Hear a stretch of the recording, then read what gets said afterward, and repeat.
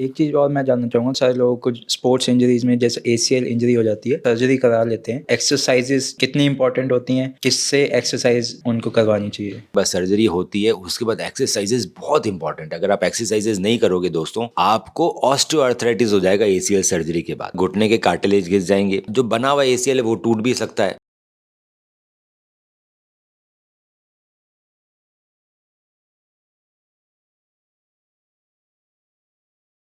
एक चीज़ और मैं जानना चाहूँगा कि जैसे बहुत सारे लोगों को स्पोर्ट्स इंजरीज़ में जैसे एसीएल इंजरी हो जाती है, तो उसके बाद जब वो सर्जरी करा लेते हैं, तो सर्जरी के बाद एक्सरसाइज़ेज़ कितनी इम्पोर्टेंट होती हैं और किससे एक्सरसाइज़ उनको करवानी चाहिए?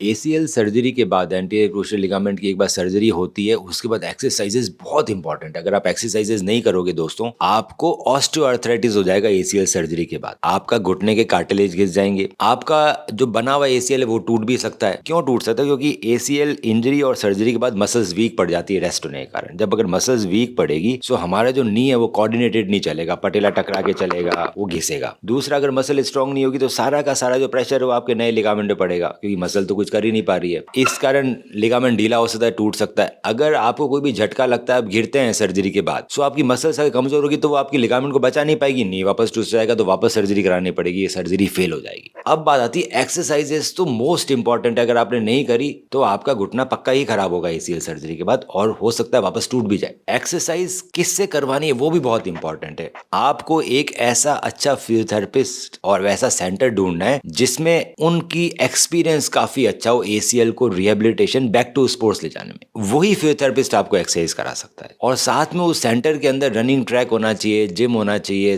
थेराबैंड्स, बैलेंस ट्रेनिंग, सब तरह के इक्विपमेंट्स और फैसिलिटीज होनी चाहिए, ताकि आप एडवांस एक्सरसाइजेस कर पाए। क्योंकि सिर्फ मसल स्ट्रॉन्ग करने से काम नहीं चलेगा, आपको उसके अंदर प्रोप्रियोसेप्शन, एजिलिटी, ये सभी ट्रेनिंग इनकॉर्पोरेट करनी है, ताकि मसल स्ट्रॉन्ग बने और आपका एसीएल बचा रहे, घुटना भी बचा रहे। सो एसीएल सर्जरी के बाद आप ऑफलाइन पर्सनली भी ट्रेनिंग ले सकते हैं, ऑनलाइन भी ट्रेनिंग ले सकते हैं। अगर आपके सिटी में कोई अच्छा सेंटर नहीं है और आपको एक अच्छा सेंटर ढूंढना है, हमारे पास जो थ्रेड्स फिजियो है वो एक वन स्टॉप डेडिकेटेड सेंटर है एसीएल पेशेंट्स के लिए, जिसके सारे फिजियोथेरेपिस्ट हाईली ट्रेंड है एसीएल रिहेबिलिटेशन में, और सारे इक्विपमेंट्स और सारे जिम के मशीन्स अवेलेबल है, जिसमें हम बैक टू स्पोर्ट्स तक की पूरी ट्रेनिंग देते हैं, जिससे आपके घुटने बचते हैं, लिगामेंट बचता है, फ्यूचर में इंजरी नहीं होती, और बैक टू स्पोर्ट्स जाते हो। दोबारा कब रनिंग करनी है, दोबारा कब गेम खोलना है, उसकी भी टेस्टिंग होती है। हम अलाउ करते हैं तो आप जाओगे, हम अलाउ नहीं करेंगे तो जाना खतरनाक रह सकता है। अगर हम अलाउ नहीं कर रहे तो हम कुछ दिन एक्सरसाइजेस करेंगे, फिर अलाउ करेंगे। तो बड़ा ईजी, आप हमें कॉन्टैक्ट कर सकते हैं अगर आपकी एसीएल की इंजरी या सर्जरी हुई है, और हम आपका ऑनलाइन रिहेबिलिटेशन चालू कर सकते हैं। ऑल ओवर वर्ल्ड किया जा सकता है ये चीज़।